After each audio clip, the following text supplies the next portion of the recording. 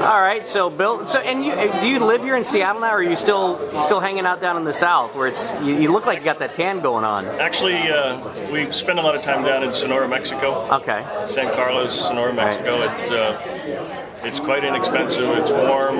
Right. There's always something to do. We do a lot of sport fishing. We do a lot of golfing. We have a couple horses down there. So it's the beauty of fishing is you can, when you're off the boat, you can take the little bit of money you made and go wherever. And why not be? I mean, I lived in the Northwest for a lot of years. Right. Quite frankly, the rainforest. You're done with it. I had it. So believe me, it's been raining forever in Portland. So I know, and fat looks better brown too. So. Yes, it does. You got that one right. So we were talking before I rolled the camera here. You were talking about your second season on Dealiest Catch, and how you thought the first one went, and the whole reason you kind of came out of retirement, kind of. Well, the charter fishing that I was doing slowed down dramatically with the economy. I was doing a lot of luxury type jobs. People tied up their boats, they got rid of their airplanes, and seeing my buddies here, how everything was going for them, the notoriety, the popularity, I kind of combined the two. I said, if I'm coming back, I really want to do this. So I worked hard at meeting the right people and throwing my line in the water and hooked up to get back on. And so after you saw yourself the first season, what did you think?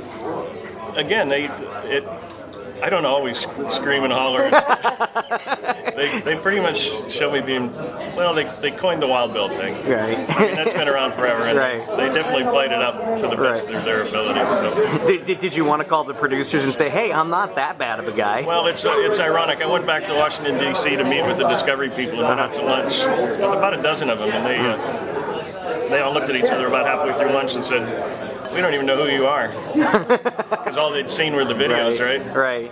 So they thought I was this raving maniac that was always cranky, grumpy,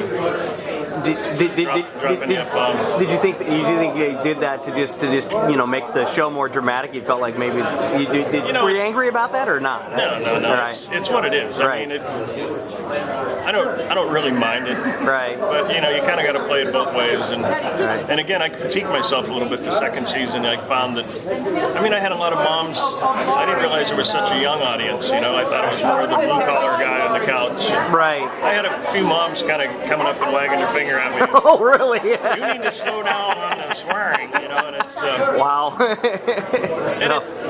It's noticeable. I mean, I pulled back on the second season. And you talked to me about leaving something for your legacy. You're for your kids and family, and Well, one of the reasons I wanted to do this is, I've been a crab fisherman for 32 years, and in future generations that my two sons and daughter may bring into the world, it would be nice to have some sort of recorded history of what I've done for a living, and what a better way, It's really well documented. Yeah, definitely. Very, very cool. Well, thank you so much.